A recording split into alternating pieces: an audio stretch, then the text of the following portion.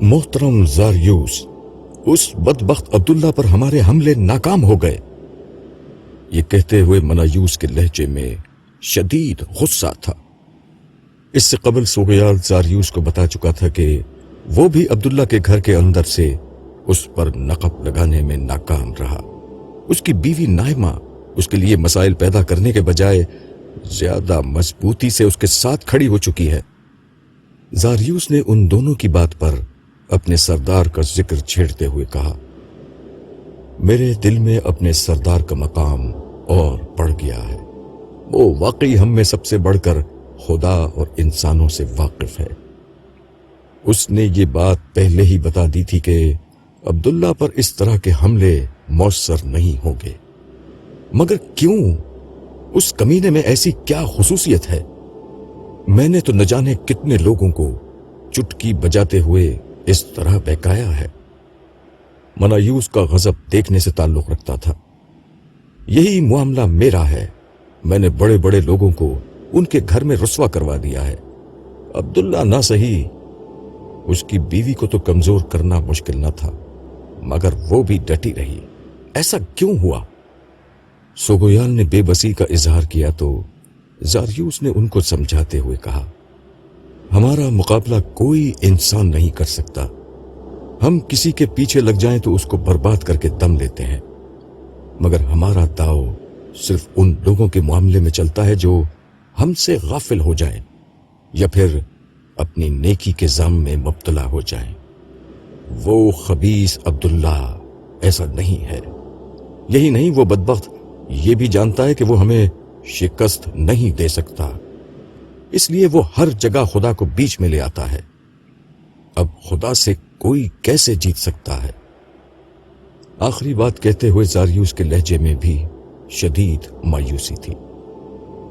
مگر خدا اور لوگوں کے لیے اس طرح بیچ میں کیوں نہیں آتا؟ منایوس نے بھنا کر سوال کیا۔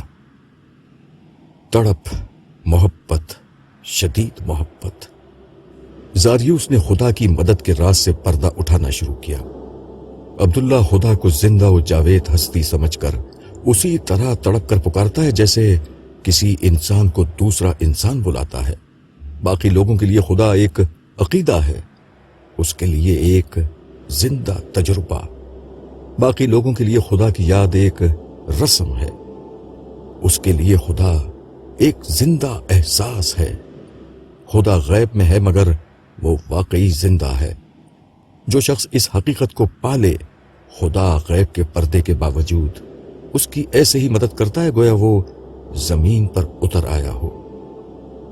پھر عبداللہ کو خدا سے شدید محبت ہے۔ اس نے خدا کے لیے خود کو خواہشات اور تعصبات سے اوپر اٹھا رکھا ہے۔ ایسے لوگ خدا کے لیے بہت قیمتی ہوتے ہیں۔ ان کے لیے خدا کچھ بھی کر سکتا ہے، کسی بھی حد پر جا سکتا ہے۔ تو پھر اس کا کیا کیا جا سکتا ہے؟ سوگویال نے مایوسی کے ساتھ سوال کیا۔ نفرت۔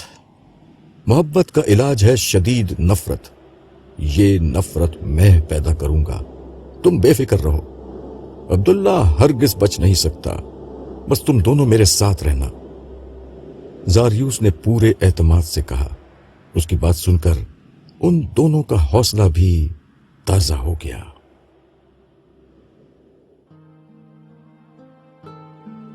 جمیلہ کا پورا خاندان دسترخوان پر کھانا کھا رہا تھا، سوائے سارا کے جو اپنے سسرال میں تھی۔ سب سے پہلے جنید نے کھانا ختم کیا۔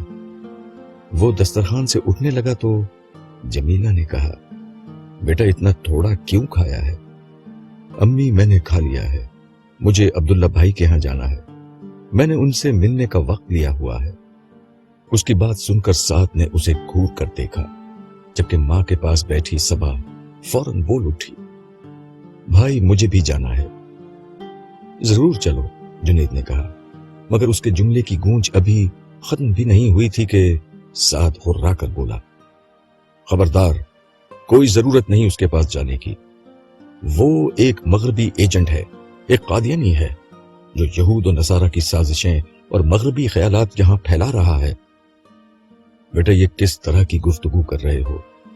میں نے تمہیں کیا یہی تہذیب سکھائی ہے؟ امی آپ بیچ میں مت بولیں، آپ معصوم ہیں، آپ کو نہیں پتا کہ وہ کیسے شیطانی ایجنڈے پر کام کر رہا ہے؟ دیکھا نہیں تھا اس کے پاس وہ گورا یہودی بیٹھا ہوا تھا؟ میں یہ جانتی ہوں کہ اس کی وجہ سے آج تمہاری بہن اپنے گھر میں اتنی عزت سے بیٹھی ہے۔ بس رہنے دیں، وہ آپ اور باجی جیسی معصوم خواتین کو بیوقوف بنا سکتا ہے، مجھے نہیں۔ بھائی، آپ اتنا غصہ کیوں ہو رہے ہو؟ میں اپنا اچھا برا سمجھتا ہوں، جنید نے سعد کو سمجھاتے ہوئے کہا۔ اس پر صبا بھی بولی، اور میں بھی اپنا اچھا برا سمجھتی ہوں۔ تم تو رہنے دو، تم تو ہو ہی بے حیا، بے شرم۔ بیٹا یہ کیا ہو گیا ہے تمہیں؟ کس طرح کی باتیں کر رہے ہو؟ جمیلہ نے اسے سمجھانے کی کوشش کی، مگر وہ تو بالکل بے قابو ہو رہا تھا۔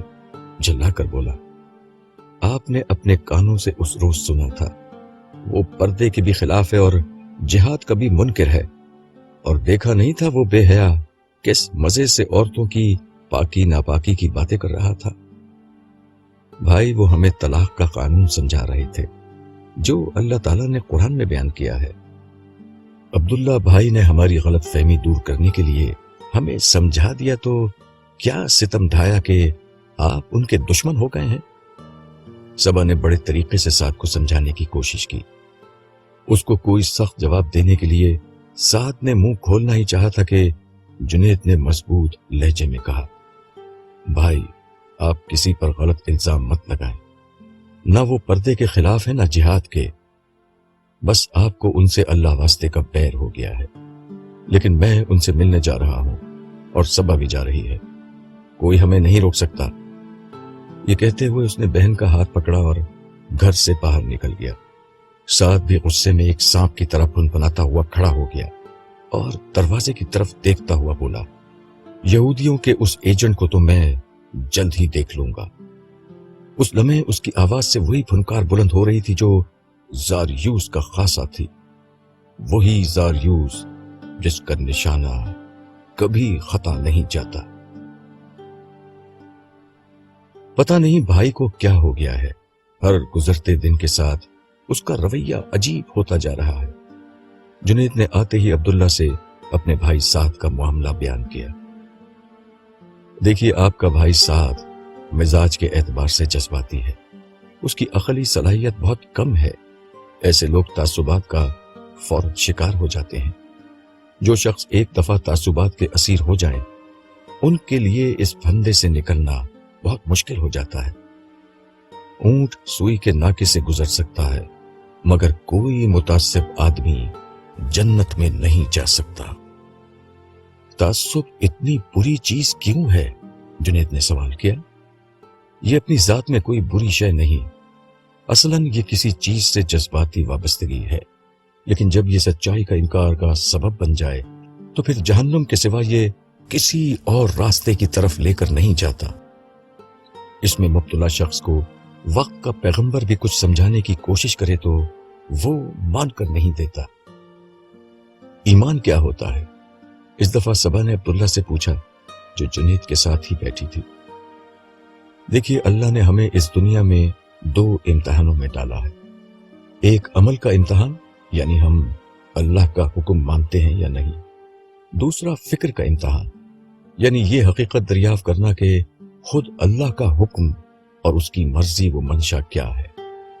اس دنیا میں ایک عیسائی بھی اپنے دین کو اللہ کی طرف سے کہتا ہے اور ایک مسلمان بھی۔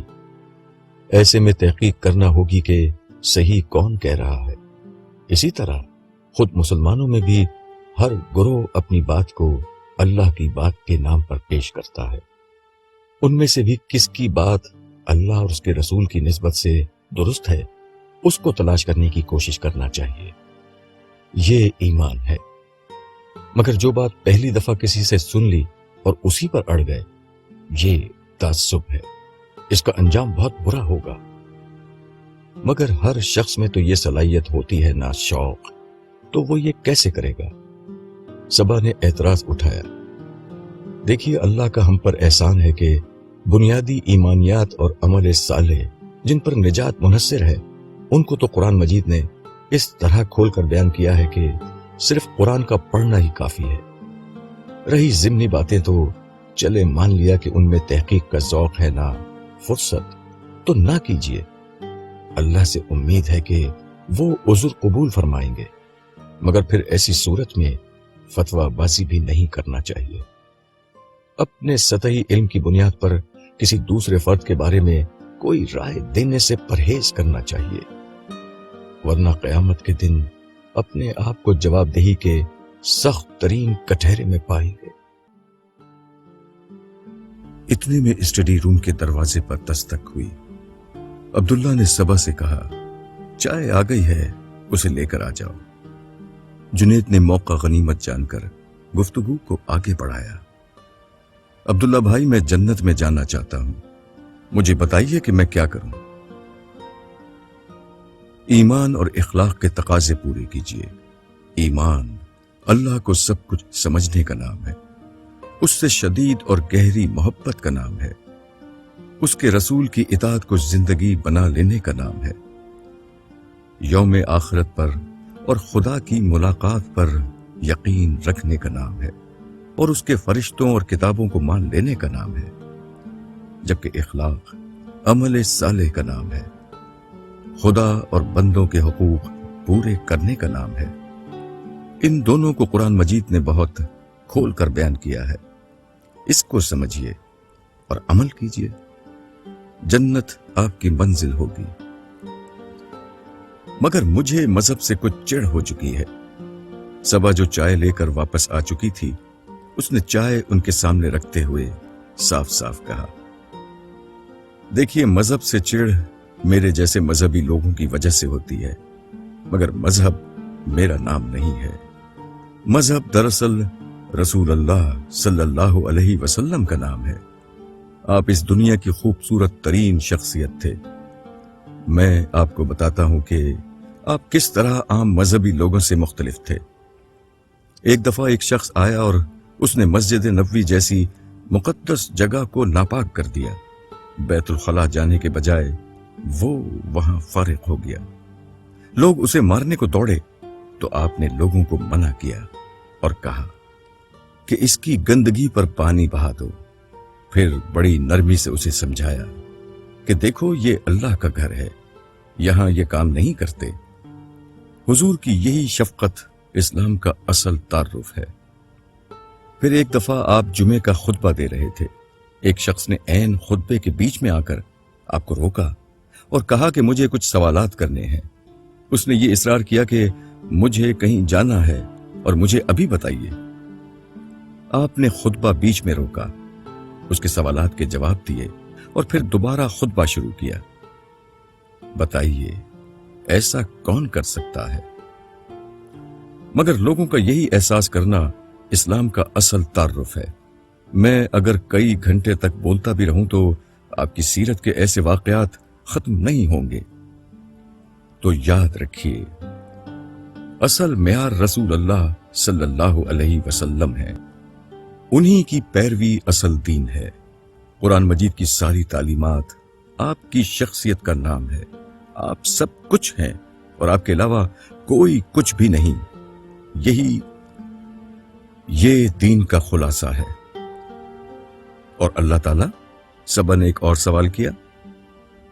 رسول اللہ صلی اللہ علیہ وسلم کی شخصیت اللہ ہی کی رحمت کا ایک اظہار تھی۔ اللہ کے تو کیا کہنے، ان جیسا کون ہے؟ وہ اتنے مہربان اور اتنے کریم ہیں کہ کوئی اندازہ ہی نہیں کر سکتا۔ قیامت کے دن جب پردہ اٹھے گا تو لوگ دیکھیں گے کہ ان سے زیادہ حسین، مہربان اور بخشش کرنے والا کوئی نہیں۔ بس اللہ کے پیچھے لگ جاؤ، اس کی بندگی اور محبت کو زندگی بنا لو، پھر دیکھو وہ کس طرح تمہیں دنیا اور آخرت کی ساری بھلائیاں دیتے ہیں۔ اچھا، مجھے فرشتوں کے بارے میں بھی بتائیے۔ صبا کے سوالات ختم نہیں ہو رہے تھے۔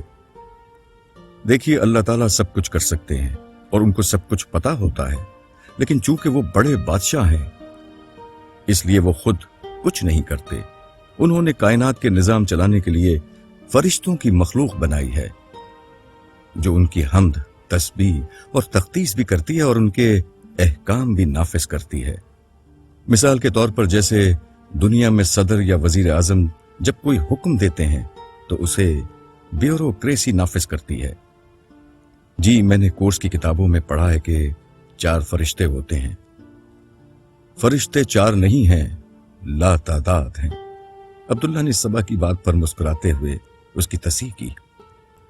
جنید بھی بولا، 4 فرشتوں والی بات تو یہ ہے کہ ان کے کام بیان ہوتے ہیں، جیسے حضرت جبرائیل وحی لاتے تھے وغیرہ۔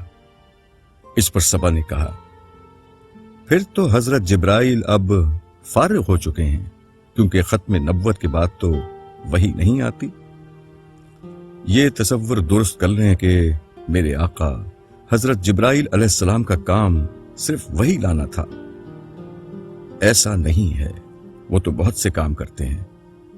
آپ نے ان کو آقا کیوں کہا؟ ہم انسان تو اشرف المخلوقات ہیں، ہم تو ان سے افضل ہیں۔ یہ ایک خوش فہمی ہے کہ میں اور آپ حضرت جبرائیل سے بلند حیثیت رکھتے ہیں۔ حضرت جبرائیل کا مقام اتنا بلند ہے کہ آپ کو اس کا اندازہ نہیں۔ وہ اللہ کے انتہائی مقرب فرشتے ہیں۔ یوں سمجھ لیں کہ اس دنیا میں جو حیثیت بیوروکریسی کے سربراہ یعنی چیف سیکریٹری کی ہوتی ہے، وہی ان کی حیثیت ہے۔ دنیا کا سارا نظام ان کی زیر نگرانی چل رہا ہے۔ وہی لانا چونکہ بہت اہم معاملہ ہوتا ہے، اس لیے وہ خود آتے تھے، مگر اب تو وہ دنیا میں نہیں آتے۔ وہی لے کر تو نہیں آتے، لیکن اس کے علاوہ دیگر کاموں سے ابھی بھی آتے ہیں۔ شب قدر میں تو وہی آسمانی فیصلے اپنی نگرانی میں زمین کے فرشتوں کے حوالے کرتے ہیں۔ اس کے علاوہ بھی جب کوئی خصوصی فیصلہ نافذ کرنا ہوتا ہے، وہی زمین پر آتے ہیں۔ ہر فرشتہ ان کی بات مانتا ہے اور ہر شیطان ان سے ڈرتا ہے۔ عبداللہ کی بات ختم ہوئی تو جنید نے کہا، عبداللہ بھائی، آپ کی باتیں اتنی اچھی ہیں کہ جانے کا دل نہیں چاہتا، مگر مجھے معلوم ہے کہ آپ بہت مصروف رہتے ہیں، اس لیے ہم چلتے ہیں۔ ہمارے لیے دعا کیجیے گا۔ ضرور، میں ضرور دعا کروں گا۔ صبا بھی اٹھتے ہوئے بولی، آپ کا بہت بہت شکریہ، آپ نے مجھے درست راستہ بتایا، ورنہ میں تو مذہب سے بیزار ہو گئی تھی، مگر اب مجھے اللہ اور اس کے رسول سے سچی محبت ہو گئی ہے۔ اللہ آپ کو اپنے فضل سے نوازے۔ عبداللہ نے دعا دیتے ہوئے ان دونوں کو رخصت کیا۔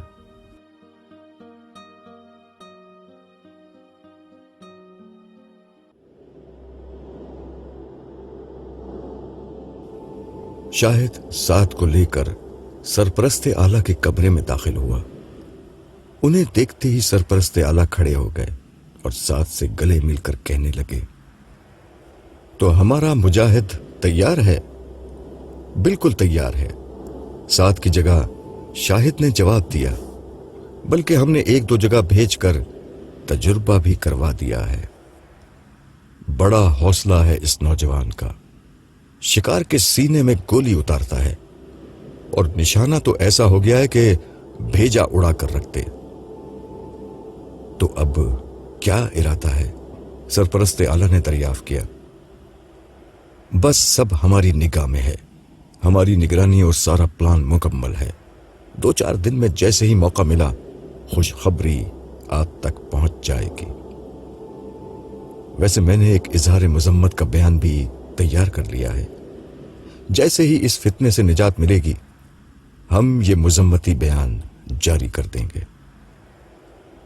شاہد کی اس بات پر سرپرست اعلیٰ نے اسے بھرپور داد دیتے ہوئے کہا، کیا بات ہے تمہاری، یہ ہوتی ہے مومن کی فراست۔ اس پر ایک زبردست قہقہہ بلند ہوا۔ عبداللہ کے گھر کی گھنٹی بجی۔ اس نے دروازہ کھولا تو حسب توقع داؤد کھڑا ہوا تھا۔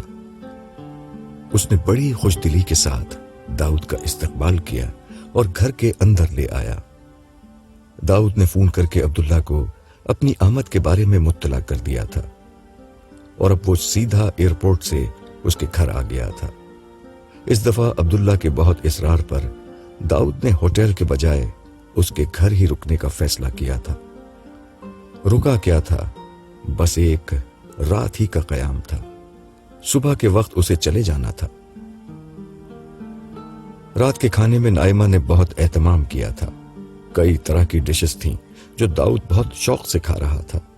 مسالے دار بریانی کا ایک نوالا منہ میں ڈالتے ہوئے وہ بولا، یہ بہت اچھا ہے کہ میں اس طرح کے کھانے روزانہ نہیں کھاتا، ورنہ زیادہ کھا کر میرا وزن بڑھ جائے گا اور معدہ بھی خراب ہو جائے گا۔ تیز مسالہ کھانے سے جو اثرات داؤد کے چہرے پر آ رہے تھے ان کو دیکھتے ہوئے عبداللہ نے گرہ لگائی تو داؤد ہنسنے لگا۔ نہیں، ایسا نہیں ہوگا، انسان تھوڑے عرصے میں عادی ہو جاتا ہے۔ لیکن چھوڑیں ان باتوں کو، مجھے آپ سے ایک اہم بات کرنا ہے۔ وہ کیا؟ وہ یہ کہ میں چاہتا ہوں کہ جس سچائی کو میں نے دریافت کیا ہے اس کو دوسروں تک بھی پہنچاؤں۔ بالکل پہنچائیے، بلکہ مجھے آپ سے یہی کہنا تھا کہ اس طرح نہ صحیح جس طرح آپ نے مجھے بتایا ہے، لیکن اسلام کی جو سچائی آپ نے پائی ہے اپنی قوم کے لوگوں تک اسے آپ کو پہنچانا چاہیے۔ عبداللہ کی بات سن کر داؤد نے قدرے تردد کے ساتھ کہا، ظاہر ہے کہ میں یہ دستاویز والی بات تو نہیں کر سکتا، نہ کوئی اسے مانے گا۔ اس کی ضرورت بھی نہیں ہے، عبداللہ نے اس کی بات کاٹتے ہوئے جواب دیا۔ آپ تو مجھ سے سن چکے ہیں کہ جو کچھ آپ کو ان دستاویز سے معلوم ہوا ہے وہ مجھے پہلے ہی معلوم تھا۔ اسلام اتنا زیادہ ثابت شدہ مذہب ہے کہ اسے کسی اضافی سہارے کی ضرورت نہیں۔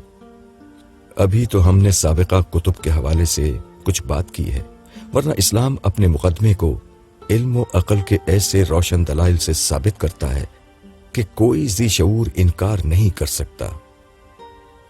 اصل چیز آپ کا عزم ہے، آپ یہ کام کرنے کے لیے تیار ہو جائیں۔ اگر آپ تیار ہو جاتے ہیں تو جدید دور کے ایک انسان کے عقلی اطمینان کے لیے ہمارے پاس سب کچھ ہے۔ ہمیں صرف کام کرنے والے افراد چاہیے، باقی چیزیں میں فراہم کر دوں گا۔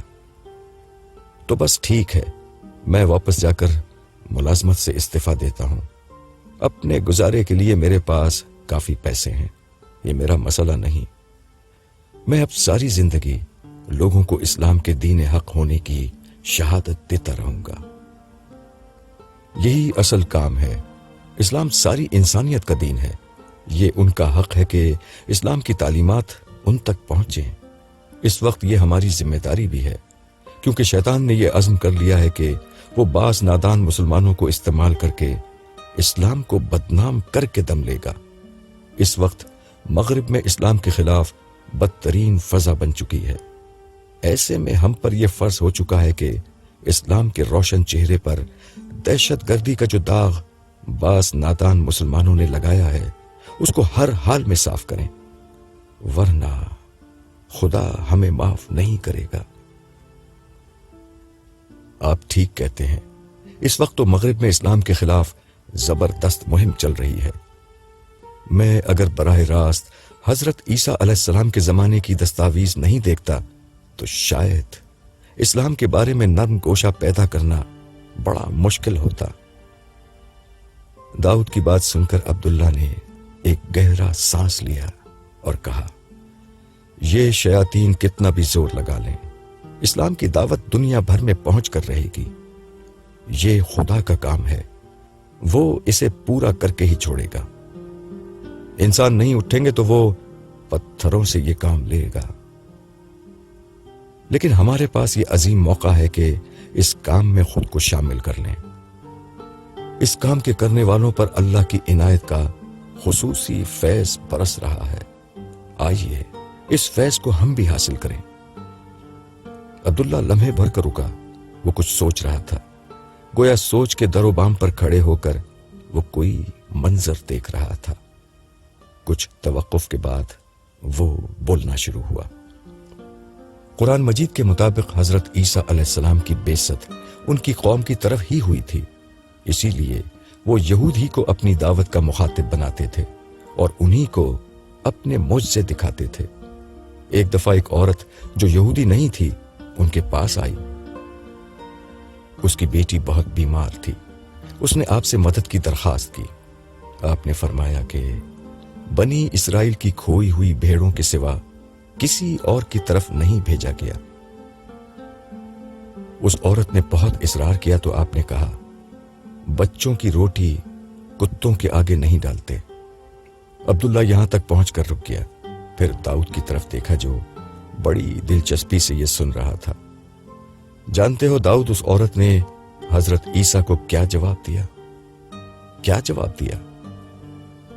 عبداللہ نے میز پر رکھی ہوئی روٹی ہاتھ میں اٹھائی اور کہا، اس عورت نے ایک کمال کا جواب دیا۔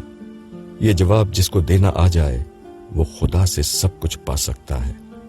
اس نے کہا، آقا، کتے بھی تو وہی روٹی کھاتے ہیں جو مالکوں کی میز سے گر جاتی ہے۔ یہ کہہ کر عبداللہ لمحے بھر کو رکا اور بھرپور تاثر کے ساتھ کہا، پھر اس عورت کے لیے اللہ تعالیٰ نے اپنا قانون بدل دیا۔ حضرت عیسیٰ نے اس عورت کی بیٹی کو ٹھیک کر دیا۔ تھوڑی دیر کے لیے خاموشی طاری ہو گئی۔